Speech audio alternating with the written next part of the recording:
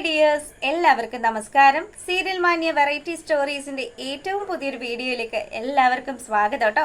അപ്പം ഞാൻ എത്തിയിരിക്കുന്നത് കുടുംബവിളക്ക് സീരിയലിന്റെ നാളത്തെ കഥയൊക്കെ ആയിട്ടാണ്. നേരെ നമുക്ക് ആ കഥയിലേക്ക് പോയാലോ.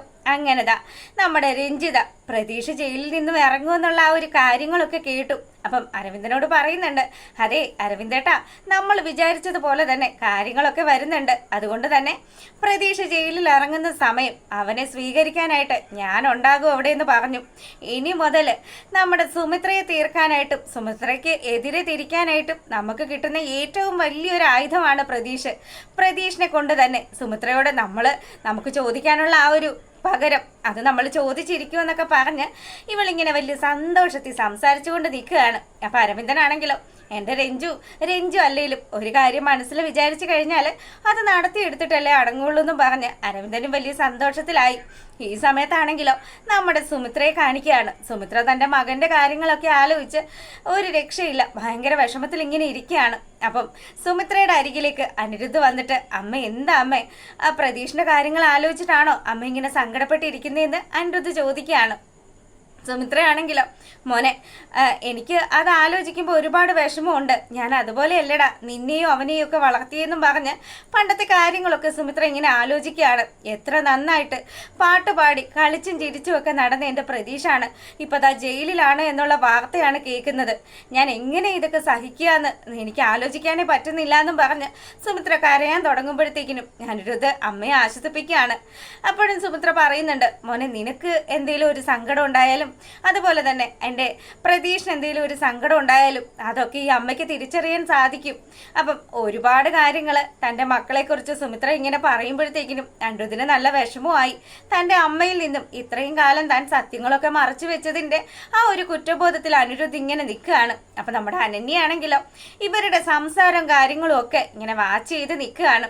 ഇനി എങ്ങാനും അനിരുദ്ധ് സ്വരമോളെ കുറിച്ചിട്ടുള്ള കാര്യങ്ങൾ സുമിത്രയോടെങ്ങാനും പറഞ്ഞാലോ എന്നുള്ളൊരു പേടി നമ്മുടെ അനന്യയ്ക്കുണ്ട്. ഭഗവാനെ, പറഞ്ഞു കഴിഞ്ഞാൽ പിന്നെ തീർന്നു.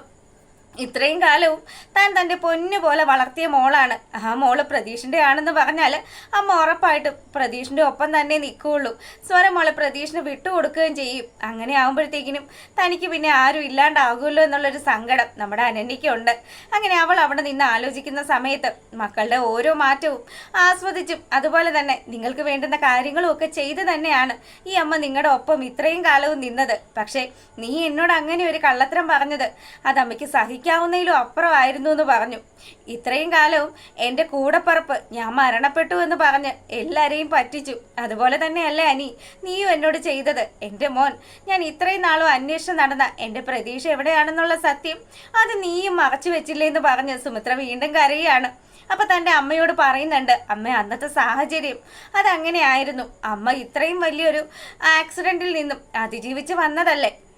അതുകൊണ്ട് തന്നെ എൻ്റെ അമ്മയുടെ അടുത്ത് ഈ സത്യങ്ങളൊക്കെ തുറന്നു പറഞ്ഞു കഴിഞ്ഞാൽ അമ്മ അത് എങ്ങനെയൊക്കെ അമ്മയെ ബാധിക്കുമെന്നുള്ളത് അതെനിക്ക് വലിയ ആശങ്കയായിരുന്നു എന്നൊക്കെ പറഞ്ഞ് എൻ്റെ അടുത്ത് കാര്യങ്ങളൊക്കെ പറഞ്ഞു. ഒരുവിധം സുമിത്രയെ ആശ്വസിപ്പിക്കുകയാണ്. അപ്പം ഇതുമൊക്കെ കാണുമ്പോഴത്തേക്കിനും അനന്യക്കാണെങ്കിൽ ഈശ്വര ഇവർ രണ്ടുപേരും സംസാരിച്ച് ഇനി അതൊക്കാനും പറയൂ എന്നുള്ള പേടിയിൽ അനന്യ അവിടെ നിന്നിട്ട് പെട്ടെന്ന് അങ്ങ് ചെല്ലുകയാണ്. അനിരുദ്ധേ, ഒന്ന് വരാവോ, എനിക്ക് കുറച്ച് സംസാരിക്കാനുണ്ടെന്നും പറഞ്ഞ് അനിരുദ്ധിനെ കൂട്ടിക്കൊണ്ട് അനന്യ പോവുകയാണ്.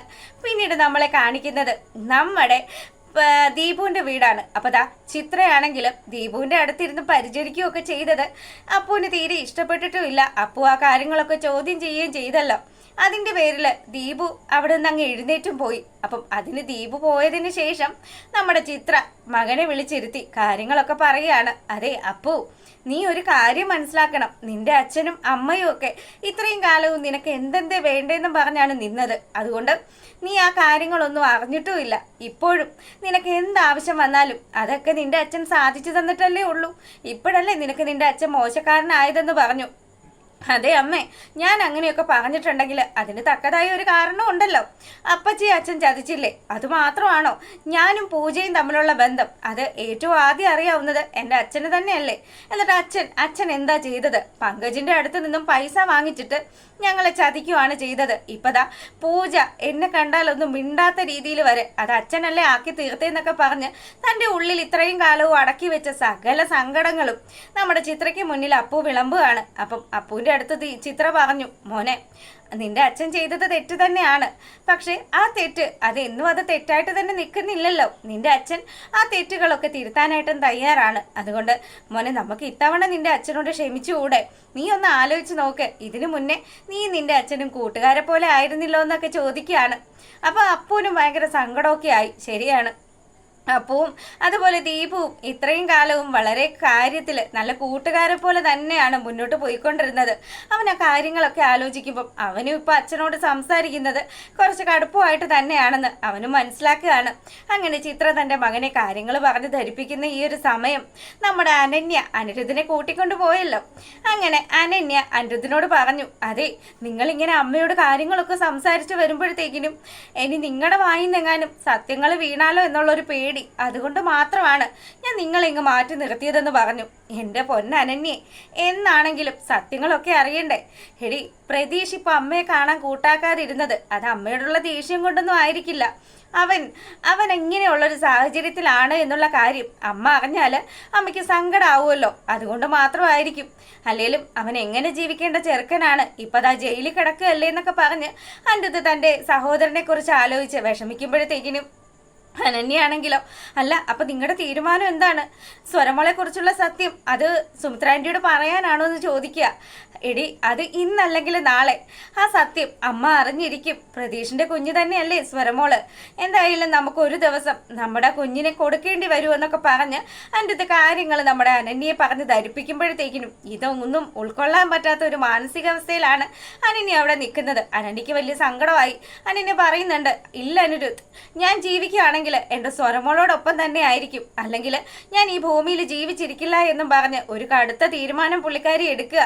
അപ്പൊ സുമിത്രയാണെങ്കിൽ എങ്ങനെയും തൻ്റെ മകനെ കണ്ട് അവനോട് കാര്യങ്ങളൊക്കെ പറയണം. താൻ ഇത്രയും നാളും ഇങ്ങനെയുള്ള ഒരു അവസ്ഥയിലൂടെയാണ് വന്നതെന്നും മനഃപൂർവ്വമല്ല എൻ്റെ മകനെ തിരിഞ്ഞു നോക്കാതിരുന്നതെന്നും ഇതിനൊക്കെ പിന്നിൽ കളിക്കുന്നത് രഞ്ജിതയാണ് എന്നും ഒക്കെയുള്ള സത്യം പറയാൻ സുമിത്ര വെമ്പൽ കൊള്ളുമ്പോൾ ഇപ്പറതാ നമ്മുടെ പ്രതീഷ് ജയിലിൽ നിന്ന് പുറത്തിറങ്ങുകയാണ്.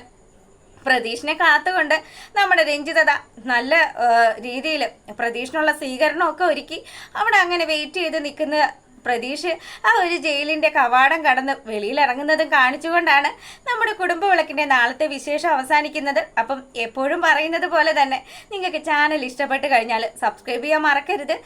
അപ്പോൾ നമുക്ക് മറ്റൊരു വീഡിയോയിലൂടെ കാണുന്നത് വരേക്കും എല്ലാവർക്കും ഗുഡ് നൈറ്റ്. താങ്ക്